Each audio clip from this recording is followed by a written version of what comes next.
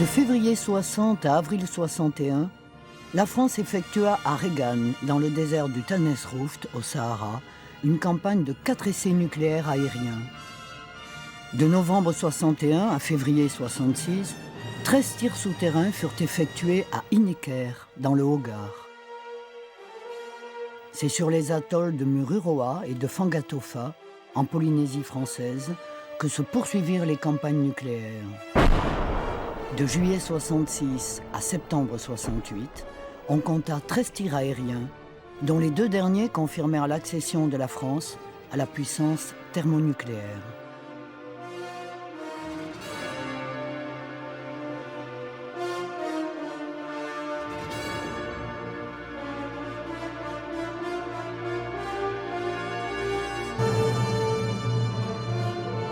En 1970, la force de dissuasion reposait sur le Mirage 4. Les missiles du plateau d'Albion allaient bientôt l'épauler. En même temps, sortaient des arsenaux les premiers sous-marins nucléaires lanceurs d'engins.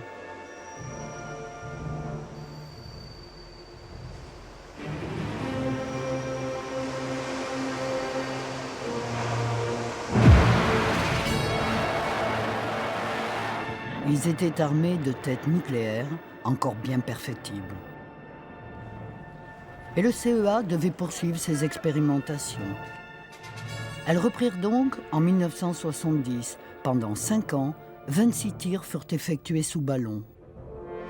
D'autres engins de courte et de moyenne portée devaient voir le jour pendant cette période. Ils pouvaient être largués d'un Jaguar ou d'un Mirage 3, ou lancé d'un char porte-missile, le Pluton. 3 essais furent donc effectués sur la zone expérimentale de Mururoa, tirés d'avions d'armes. Un engin militarisé peut être soumis à de tels accidents. Tant que sa charge nucléaire n'est pas activée,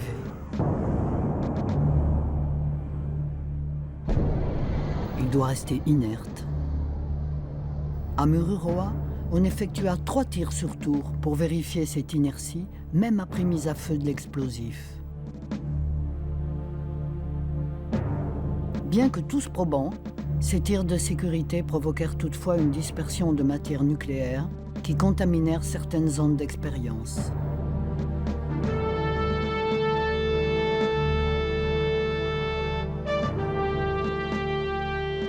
Comme à Regan, on testait les effets des explosions sur des mannequins et toutes sortes de matériel de haute technologie. Remarque sur le flash lumineux.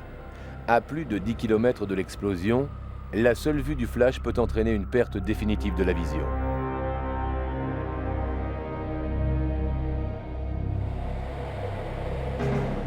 Remarque sur l'effet thermique. À 3 km d'une explosion de 20 kilotonnes, brûlure au 2e degré. À 1500 mètres, brûlure au 3e degré. À 500 mètres, carbonisation. Une simple toile peut faire écran. Bâche fermée, mannequin indemne. Bâche levée, mannequin brûlé. Remarque sur l'effet de souffle. Il se déplace à une vitesse supérieure à celle du son.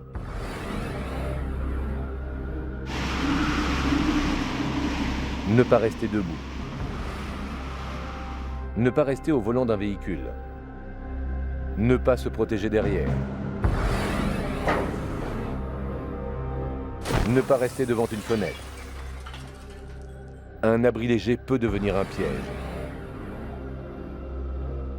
Tôle, pièces de bois, pierres deviennent des projectiles. Sous l'objectif des caméras à grande vitesse, mannequins, véhicules et matériels délivrent leur lot de renseignements indispensables pour assurer la survie d'une unité de combattants prise sous un feu nucléaire.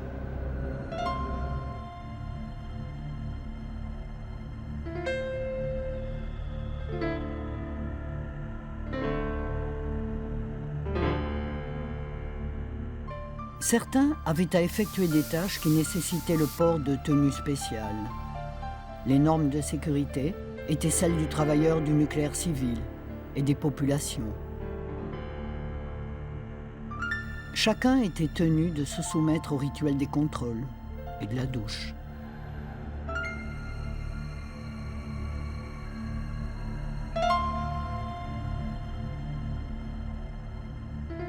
Les examens étaient systématiques. Dès qu'un technicien voyait sa dose totale d'irradiation approcher du maximum toléré, il était tenu éloigné de toute zone sensible. Et selon la législation du travail, chaque fiche individuelle était archivée.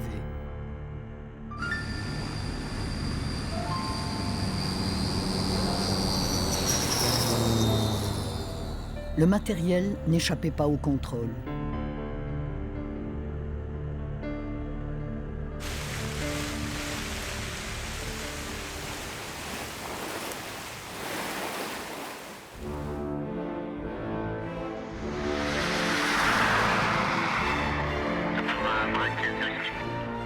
On équipait de fusées les vautours pour que les pilotes n'aient plus à pénétrer dans le champignon.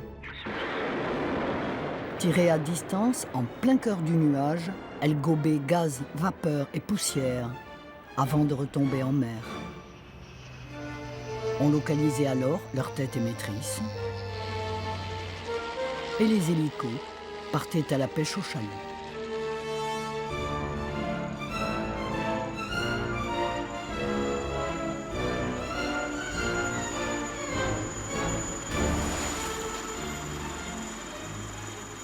Ces bouffées de nuages étaient expédiées au laboratoire du CEA avec les enregistrements optiques, électromagnétiques, radiométriques et les centaines d'autres mesures saisies.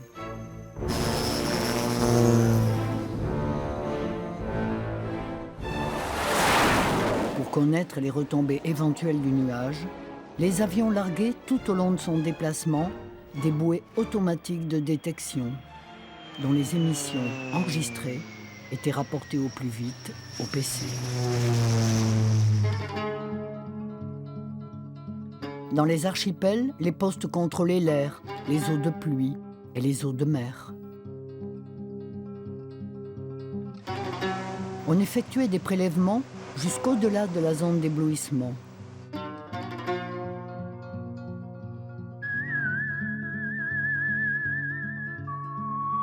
En cas de retombée, un dépassement des limites annuelles recommandées par les commissions internationales aurait remis en question la suite des expérimentations. Légumes, fruits, poissons, algues et coraux, tout était passé au peigne fin par les chimistes et les physiciens.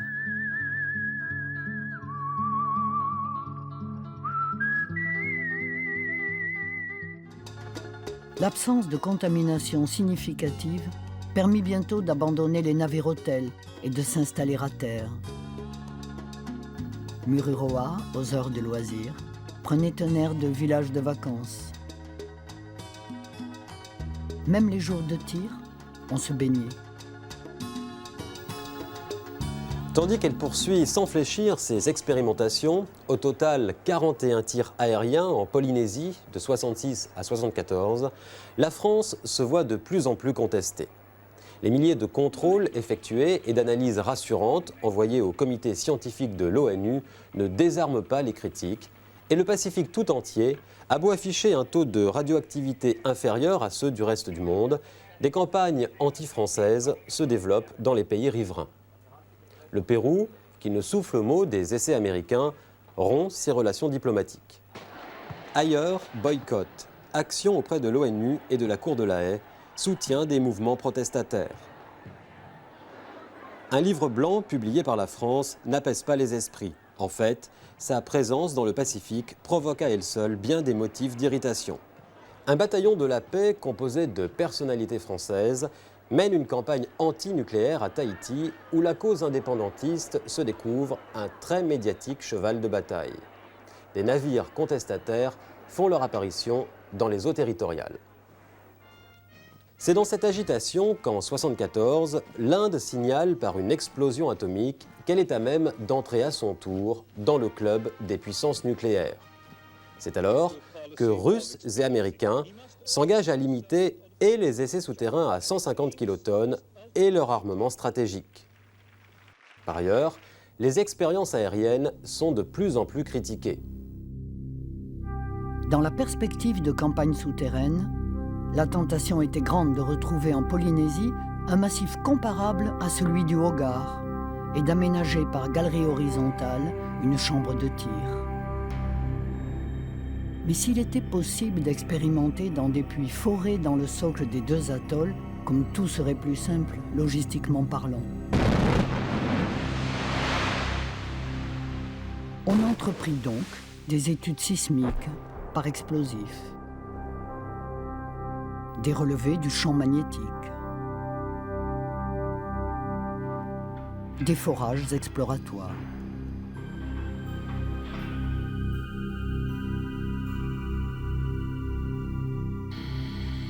Les forages dans les sous-sols des deux atolls montrèrent alors qu'ils étaient constitués d'une couche de dépôts coralliens de 150 à 450 mètres, puis d'une sous-couche de matériaux mélangés, enfin, à moins 700 mètres environ, d'un socle basaltique dur et homogène, trahissant la présence d'un ancien volcan. Les îles volcaniques de la Polynésie ont perdu aujourd'hui, grâce à tous ces forages, beaucoup de leur mystère. Elles sont nées il y a 40 millions d'années, à 4000 mètres de profondeur, d'un point chaud de la plaque du Pacifique, d'où s'échappait du magma. Ainsi, se crée au fond de l'océan un édifice volcanique que des cheminées internes alimentent en lave et font croître au point qu'il surgit quelques millions d'années plus tard hors de l'eau. Mais la plaque s'est déplacée et avec elle, le point chaud. Les cheminées tarient, le volcan s'éteint. Il disparaîtra bientôt, dans 10 millions d'années, comme ont disparu les volcans Mururoa et Fangatofa, aujourd'hui sous la surface de l'eau à 1000 km de leur point chaud, et à des milliers de kilomètres de la ceinture de feu du Pacifique, où se manifestent les séismes. J'ai donc passé 2 années en 73 et 14 à étudier les risques de pollution radioactive, et en tant que géologue spécialisé en volcanisme, je suis absolument convaincu que le danger est nul, à condition que toutes les précautions soient prises. Pour les 2 premiers tirs, on choisit Fangatofa. Une fois encore, on allait devoir changer de mode d'expérimentation, le 5e depuis Reagan, sans compter les engins largués d'avions. Ce nouveau mode exigeait des mesures topographiques précises et une investigation rigoureuse des fonds sous-marins proches de la zone de tir. Il permettait aussi d'enfermer l'engin dans un conteneur d'acier de 17 mètres de long pour le descendre sous terre avec tout son environnement technique. Le conteneur est un véritable laboratoire et c'est ce qui explique sa morphologie générale. Ceci est le compartiment dans lequel se trouve l'engin et à partir duquel on va faire l'ensemble des mesures. Ces mesures se font par des lignes de visée qui permettent d'observer chacun des points particuliers où on veut mesurer l'ensemble des réactions. Ensuite, on trouve les détecteurs nucléaires qui vont permettre de mesurer les différents types de rayonnements, les rayonnements gamma, neutrons, X. Ces détecteurs sont placés dans des alvéoles séparés de manière à ce que chacune des mesures ne perturbe pas l'autre et que l'on puisse ainsi conserver la pureté des signaux. Les informations recueillies par ces détecteurs sont envoyées à l'aide de câbles vers l'ensemble du dispositif électronique. Ces appareils-là transforment les impulsions des détecteurs en signaux qui vont être remontés vers la surface à l'aide de toute une série de câbles. L'expérience est extrêmement brève. Elle se déroule dans sa totalité en quelques millionièmes de seconde. À l'intérieur de cette millionième de seconde, on fait des mesures sur des temps encore beaucoup plus courts, des photographies avec des temps de pause de 1 milliardième de seconde. Et c'est au fond d'un puits de 600 à 1000 mètres de profondeur qu'il fallait enfouir ce conteneur. Jamais encore on n'avait foré des puits jusqu'à 2 mètres de diamètre, avec de tels outils lestés de 90 tonnes pour mordre et entamer la roche basaltique. C'est au cours de ces travaux que des pierres de torrent remontées à la surface confirmèrent que l'atoll était une ancienne montagne volcanique.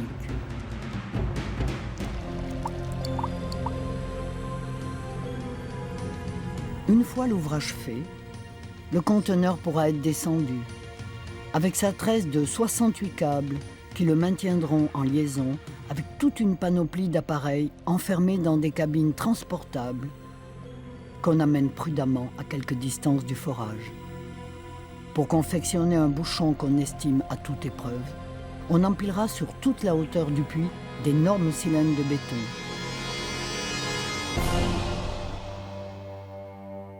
Dans un petit puits voisin, toute une chaîne de témoins sera descendue pour mesurer au moment de l'explosion la pression, le magnétisme et l'onde de choc souterraine. Un ultime colmatage par bétonnage du puits, le démontage des derricks, l'évacuation de la zone. Et tout est suspendu au terme d'un nouveau compte à rebours pour une explosion à 1000 mètres sous la couronne de Fangatofa.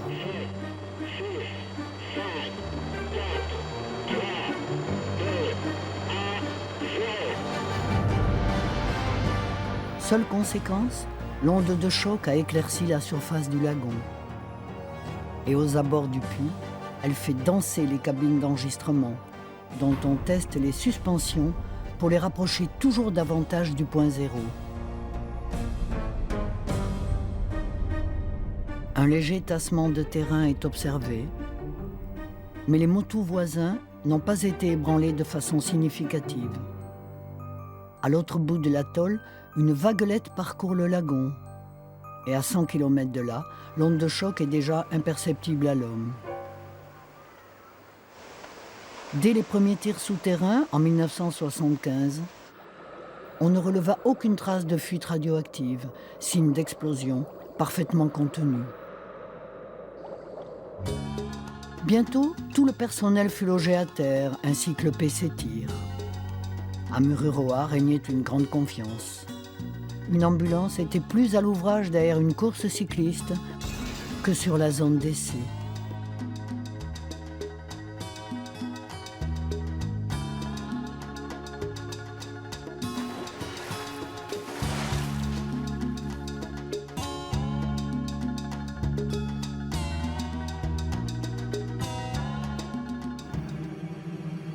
Bien que les tirs n'excèdent jamais 150 kilotonnes, 3 parmi les plus puissants provoquèrent cependant des incidents.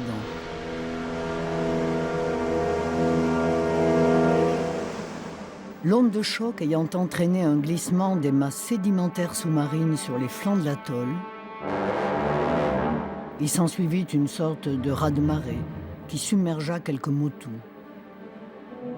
Ces événements fâcheux, qui mettaient en danger les expérimentateurs, engagèrent le CEP à construire un muret de protection.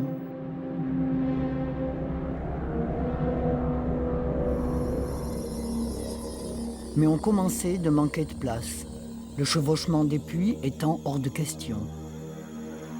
20 ans plus tard, un survol des zones d'essai montre combien la surface réservée aux tirs se faisait de plus en plus rare sur la couronne. Par ailleurs, les études d'impact sur l'édifice corallien plaidaient en faveur de tirs effectués dans le sous-sol du lagon. On décida donc de se lancer dans une nouvelle gageure, prévue pour 81. Amarrée au milieu du lagon, une barge montée sur 3 pieds de 70 mètres. Et forée sous l'eau, un puits d'un diamètre toujours exceptionnel. En France, après des années de contestation, la stratégie de la dissuasion a reçu l'adhésion des communistes et des socialistes en 1977 et 1978. À l'étranger, Russes et Américains, après 7 ans de négociations, signent en 1979 le traité SALT II sur la limitation des armes stratégiques. Mais en Europe, on s'inquiète de plus en plus de l'installation des euromissiles de part et d'autre du rideau de fer. 1981 voit l'élection d'un nouveau président de la République, François Mitterrand. Malgré l'agitation entretenue par Greenpeace, association internationale écologiste et pacifiste, la poursuite des essais est ordonnée. Du jamais vu sur mer.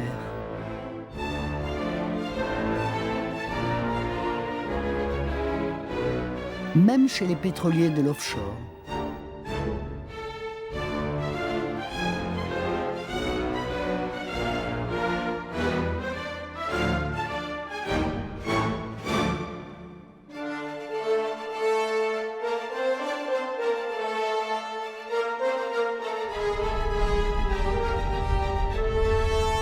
Le formidable outil des forages sur terre avait été embarqué. Des caméras contrôlaient jour et nuit l'évolution des travaux. Un puits marin de 1,50 m à 2 mètres de diamètre jusqu'à 1000 mètres de profondeur. Une fois de plus, une nouvelle technique jamais tentée par aucune autre puissance nucléaire devait être maîtrisée.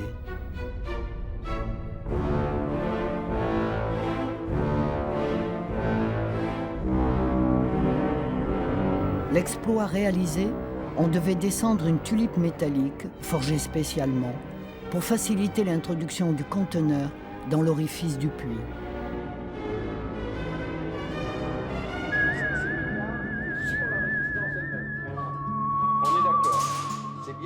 Pendant ce temps, à terre, on équipait le conteneur. On testait, on étalonnait chacun de ces instruments de mesure et de détection que 1 milliard de degrés et 10 millions d'atmosphères devaient réduire en plasma en moins d'1 millième de seconde.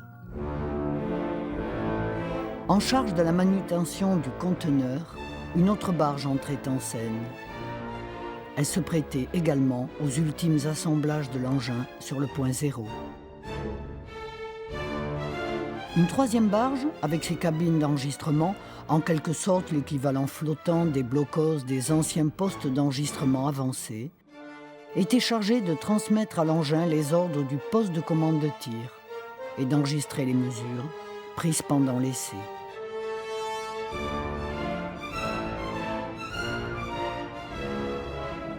Les dernières connexions établies. On descendait le conteneur avec sa tresse de câble.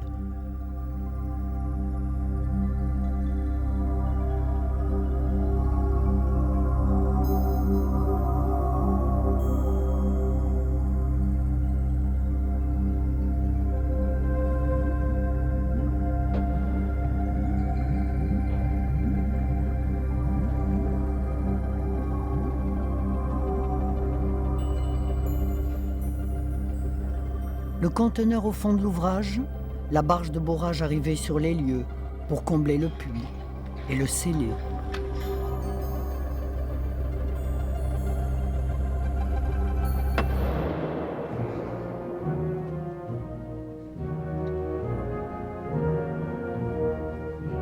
Des postes de mesure couvraient toutes les zones.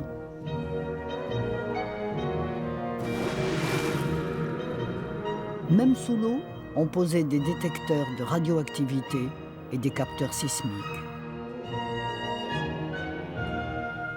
Communication du PCTIR. Début des opérations d'appel. Le personnel rejoint son lieu de regroupement et se présente individuellement avec son badge à son responsable d'appel. À l'approche d'un tir, par mesure préventive, toute la communauté gagnait les plateformes de sécurité.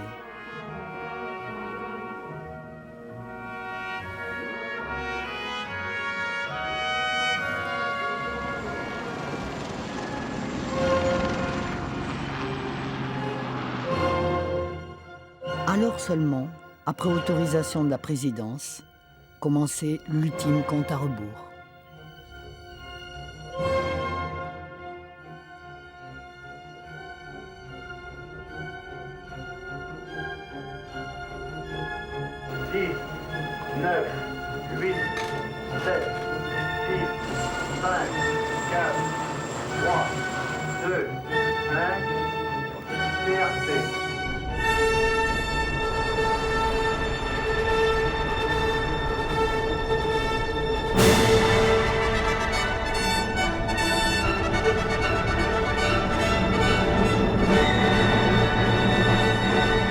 Le ralenti permet de distinguer l'onde sismique qui parcourt la surface de l'eau avant que l'écume n'apparaisse.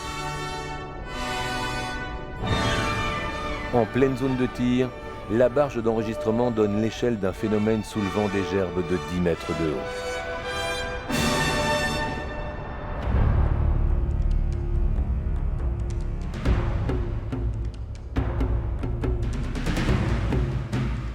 Et dès le lendemain, avant que ne meurent les éléments radioactifs à vie courte, des forages obliques de petit diamètre prélevaient dans la cavité les échantillons de lave indispensables à l'établissement du bilan radiochimique.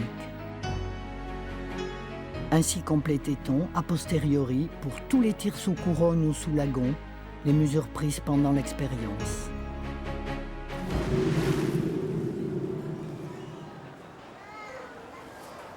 Pour s'assurer que rien ne pouvait affecter l'alimentation de la Polynésie tout entière, des bâtiments sillonnaient les mers. On récoltait du plancton, un des plus sensibles révélateurs de radioactivité. On ratissait des micro-algues. On cultivait du corail.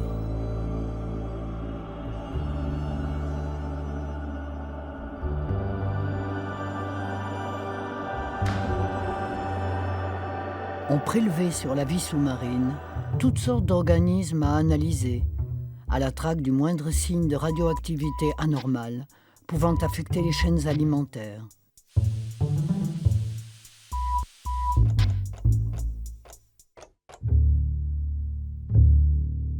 Le président Mitterrand n'avait pas lancé une invitation imprudente. Quant à l'ONU, en 1983, il avait proposé d'ouvrir le site à des scientifiques étrangers. Ceux-ci, sous la conduite du néo-zélandais Atkinson, entreprirent une rigoureuse collecte d'échantillons.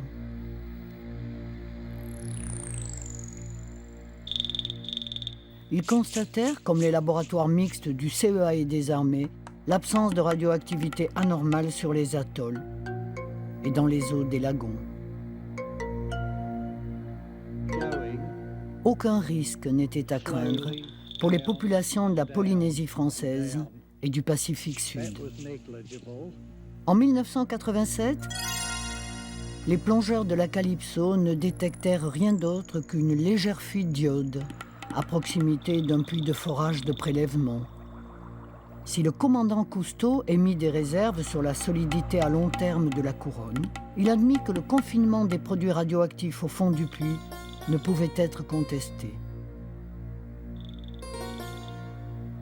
Après avoir effectué 78 tirs sous la couronne, sans que ne soit décelé de radioactivité sur les têtes de puits, le CEA, en 1987, ne procéda plus qu'à des tirs en lagon. 56 d'avril 81 à juillet 91, qui furent tous contenus. Aucun ne dépassa 150 kilotonnes.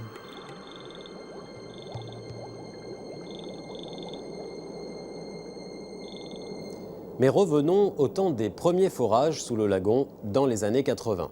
Greenpeace n'a pas relâché la pression et conteste toujours, avec le renfort en 82 de Brice Lalonde, un chef de file des écologistes français.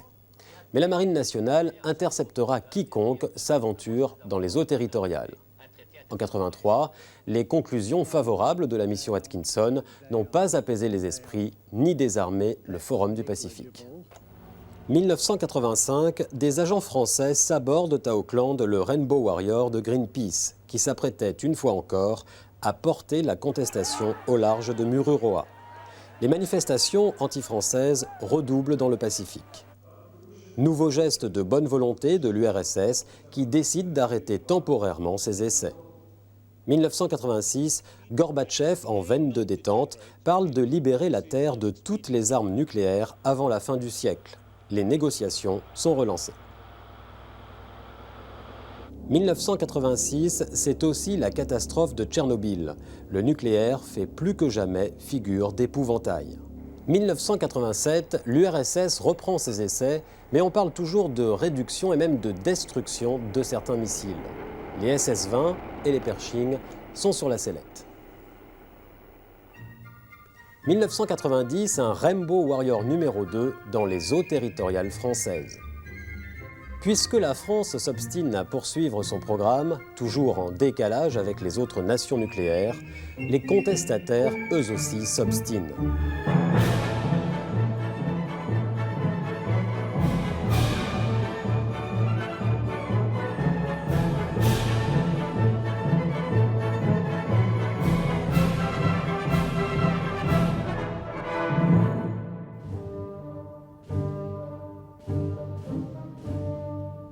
Mais d'une année à l'autre, l'issue est toujours la même.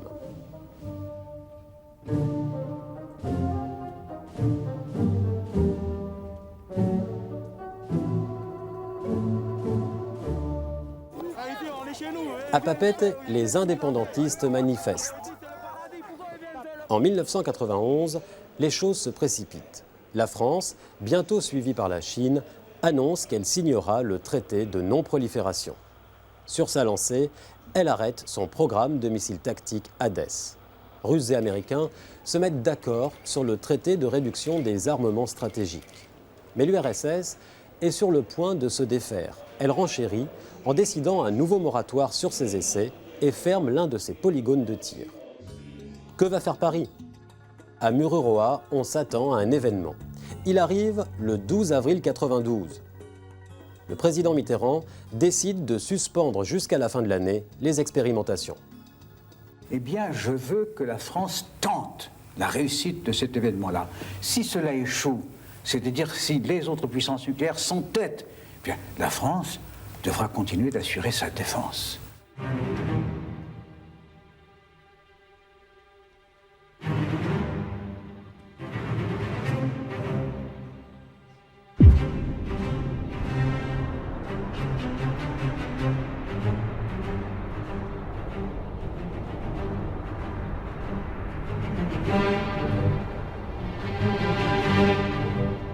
En 1992, la marine dispose de sous-marins nucléaires équipés de missiles M4. Mais elle attend pour 1996 le lancement de son sous-marin nouvelle génération qui devrait être équipé du tout dernier M45 à tête multiple. Des têtes qui n'ont pas encore été validées, ce qui comptera pour beaucoup dans de prochaines décisions. Sur le plateau d'Albion, les silos sont garnis du dernier missile SS-3. Il n'est pas prévu de l'équiper de nouvelles têtes.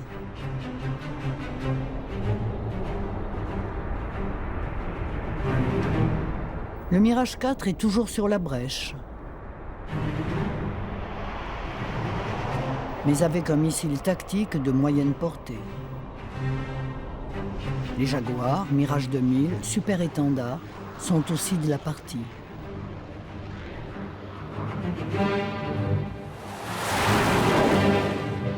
Quant à l'armée de terre, elle voit son artillerie Pluton réduite de moitié.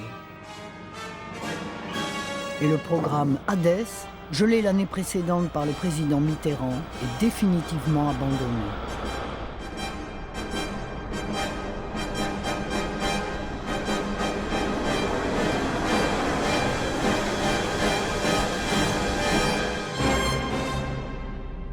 À l'étranger, la grande rivalité Est-Ouest s'est éteinte. Dès lors, chacun se dépouille petit à petit de son arsenal nucléaire. Sur le plan essai, les Américains promettent de réduire leur programme jusqu'à son arrêt définitif fin 1996. Les Russes, de leur côté, reconduisent leur moratoire. La France suit le mouvement et confirme la suspension de ses essais. À Tahiti, certains s'en félicitent. D'autres le déplorent, dans la crainte que la métropole n'en vienne à fermer définitivement ses sites et, par voie de conséquence, le robinet des crédits. À Genève, on étudie les conditions d'un traité d'interdiction des essais. Les Américains ont renoncé à leur programme, seule la Chine poursuit le sien. En mai 1995, 175 États sur 178 se prononcent pour une extension illimitée du traité de non-prolifération et demandent que les États nucléaires s'engagent avant fin 1996 à s'interdire tout essai. C'est alors que le mois suivant, le nouveau président français, Jacques Chirac, s'adresse à la nation. Donc après mûre réflexion, après large consultation, j'ai pris la décision, parce que je la considérais nécessaire aux intérêts supérieurs de notre nation, d'autoriser la fin de cette campagne d'essai, et cette décision est naturellement irrévocable. L'opposition proteste. Les puissances nucléaires déjà installées et dont les moyens sont largement suffisants pour justifier une politique de dissuasion, je pense que ces pays membres du Conseil de sécurité devraient donner l'exemple, devraient faire preuve de responsabilité au lieu de réouvrir la tentation de la course aux essais nucléaires ou de la course pour se doter. À l'étranger, les uns regrettent, d'autres fulminent. La Grande-Bretagne, seule, déclare admettre les arguments français. Quant au Rainbow Warrior numéro 2, dans le but ardent de jouer l'empêcheur d'expérimenter en rond, il fait déjà route pour on sait quelle destination. Mais la marine française veille. La partie basse, et Bébert et moi, on remonte à la passerelle chercher des éléments.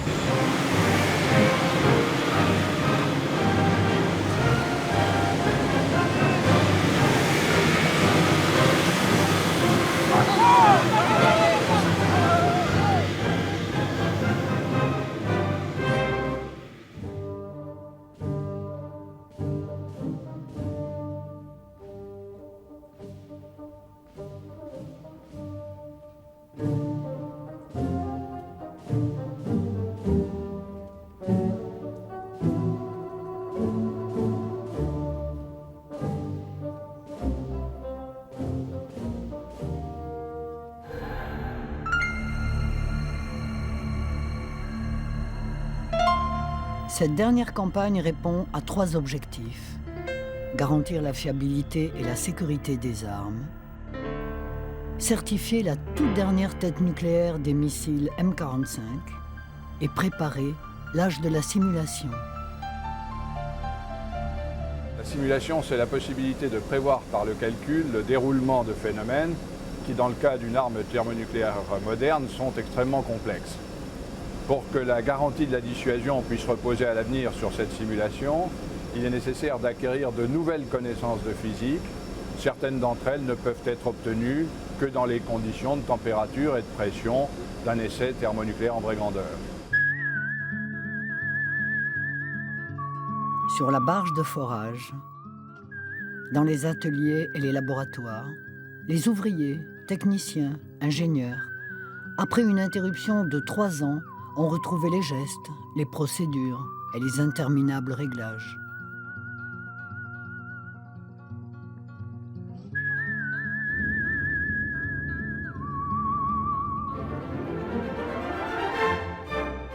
Malgré l'hostilité internationale quasi générale, la dernière campagne d'essai n'est pas suspendue.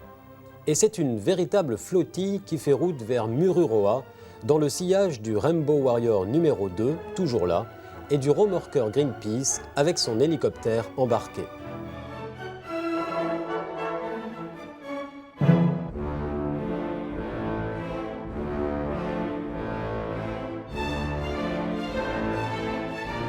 À Mururoa, il est prévu de procéder au premier tir le 5 septembre. Le conteneur et son laboratoire de physique intégrée est amené au point zéro.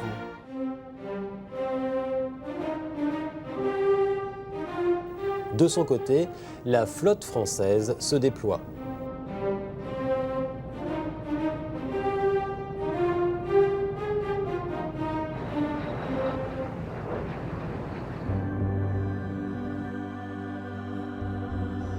L'engin a été introduit dans le conteneur. Dernière vérification.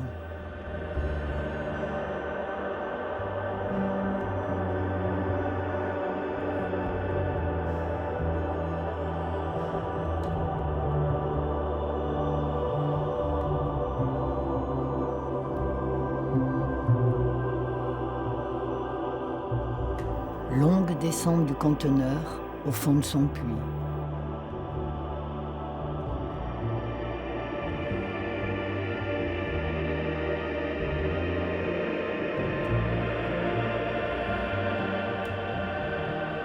Dernière connexion avec la barge de mesure.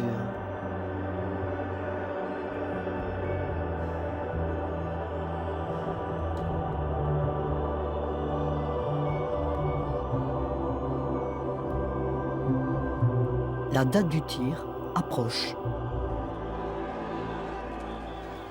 Les manifestations de protestation vont bon train, de Tokyo à Papeete. Vous avez tous entendu Jacques Chirac dire « Moruroa, c'est la France ». On s'excuse, Moruroa n'est pas la France, Moruroa c'est la terre de nos ancêtres. Ici c'est Tahiti, nous sommes des Tahitiens, nous ne voulons plus de votre banque. Vous n'avez pas compris le message encore? La banque, nous n'en voulons plus. Vous tournez au génocide ici. Pourquoi vous voulez tuer le peuple tahitien avec votre banque? Amenez-le à Paris si c'est pas dangereux. Les opérations de bourrage commencent. On est à quelques jours du premier tir.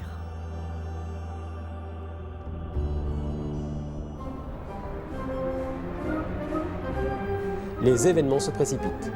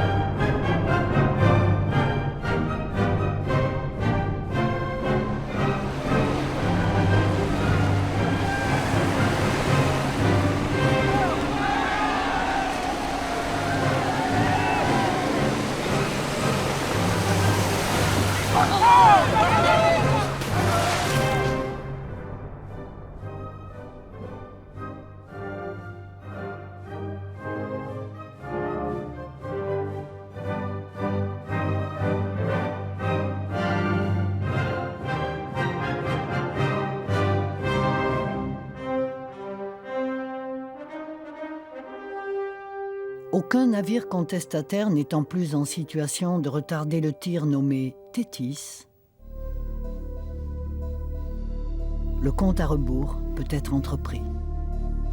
10, 9, 8, 7, 6, 5, 4, 3, 2, 1, 0. CRC.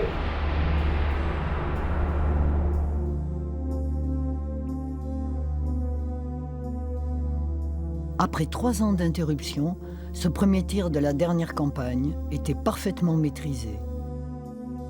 Alors ici, nous sommes sur une barge, on vient relever les enregistrements qui ont été effectués durant le tir. Le tir a eu lieu il y a 1h45 et nous sommes sur la barge enregistrement mesure à environ 200-300 mètres du point zéro. Comme vous pouvez le constater, après les mesures, tout est clair, on peut circuler librement. Mais à Paris, on proteste.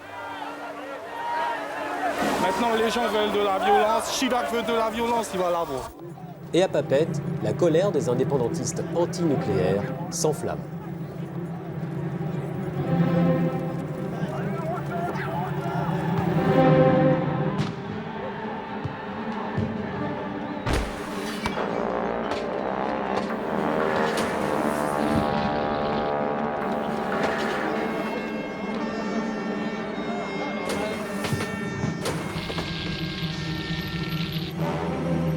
Et tandis que la ville retrouve peu à peu son calme, quelques jours plus tard, le tribunal international de La Haye rejettera la requête de la Nouvelle-Zélande demandant l'arrêt des essais nucléaires français. Mais l'ONU, en novembre, condamnera la France. 10 pays de la CEE feront chorus. Le seul soutien viendra de la Grande-Bretagne et le secrétaire du Foreign Office déclarera « Nous n'allons sûrement pas grossir les rangs de la meute à la poursuite d'un pays ami et allié au mépris de notre propre conviction sur l'importance de l'enjeu. » À raison d'un essai toutes les 4 ou 5 semaines, la dernière campagne française se poursuit, apportant la masse de renseignements et d'analyses indispensables aux objectifs fixés.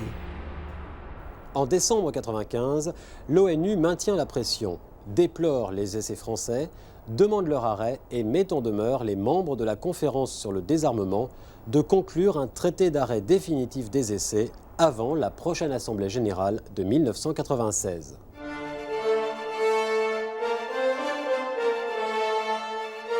Une dernière expérimentation a lieu le 27 janvier 1996. Les résultats acquis au cours des précédents tirs ayant permis d'écourter la campagne. Mes chers compatriotes, je vous annonce ce soir l'arrêt définitif des essais nucléaires français.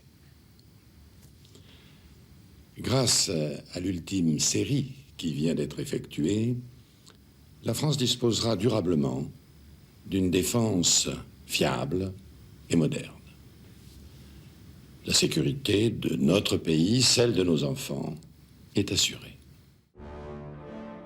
Après 36 années au cours desquelles ces diverses expérimentations l'avaient si souvent placé à contre-courant des décisions des autres États nucléaires et des instances internationales, la France pouvait se rallier à la presque unanime volonté des nations de mettre fin aux essais. Je tiens une nouvelle fois à exprimer toute mon estime, et elle est immense, et ma reconnaissance, qui ne l'est pas moins, aux militaires et aux scientifiques qui se sont mobilisés avec un immense talent pour le succès de cette entreprise.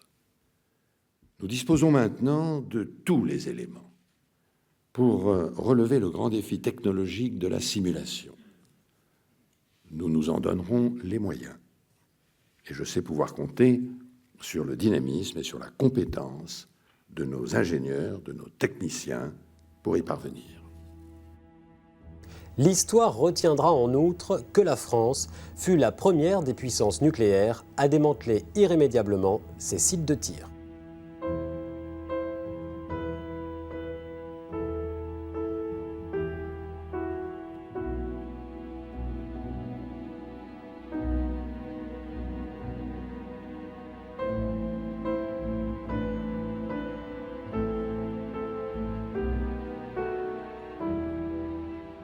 Les sentiments sont mêlés.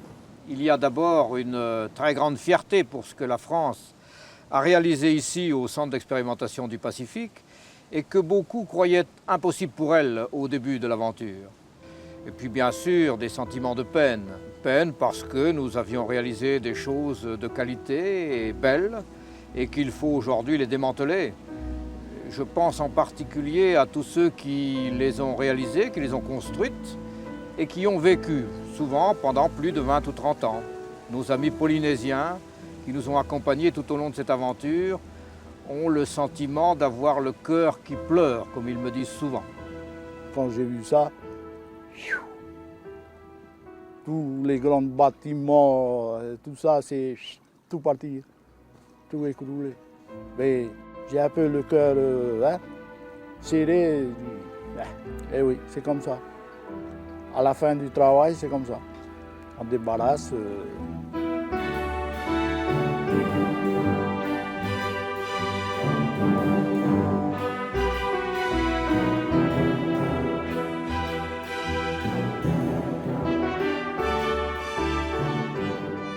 Ça nous fait personnellement beaucoup de la peine parce qu'il y a un souvenir qui passe, mais Dieu le sait, peut-être un jour on va le reconstruire. Inch'Allah. J'ai si longtemps lutté contre ce truc-là, sans arriver d'ailleurs à arrêter tout ça. Maintenant que ça s'arrête, je ne peux pas dire que je suis fâché.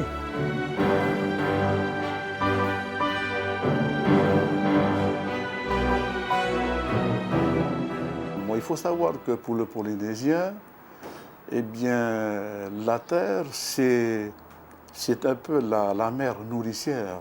Et faire des tests nucléaires dans le sous-sol de Mururoa, c'était un peu le faire dans le sein de notre mère.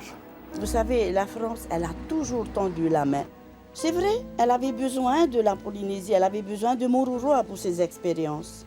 Mais c'était donnant-donnant.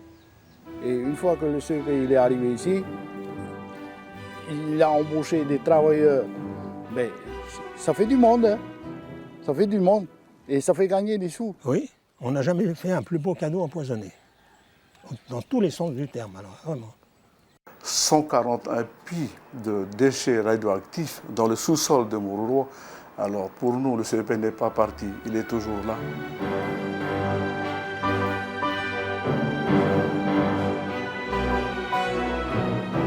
Et la Polynésie va recevoir 990 millions de francs durant 10 ans à titre de compensation. Pour le leader indépendantiste Oscar Temaru, qui a combattu les essais nucléaires durant 30 ans, l'heure n'est pourtant pas à l'optimisme. Nous souhaitons tout simplement que ce flux financier, cette masse d'argent soit investie en grande partie dans le secteur productif, car nous avons des ressources à développer dans ce territoire.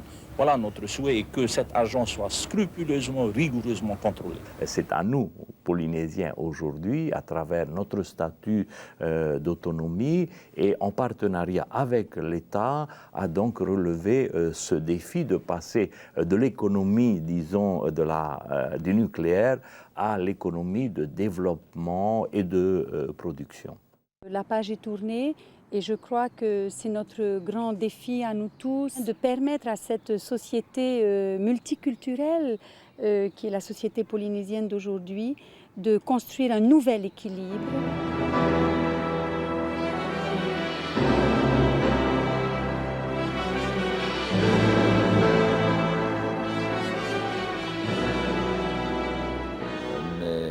Mes souvenirs sont toujours très attachés à Mururoa, croyez-moi bien. Ça va tellement vite, on oublie aussi, hein. Franchement, on oublie Mururoa.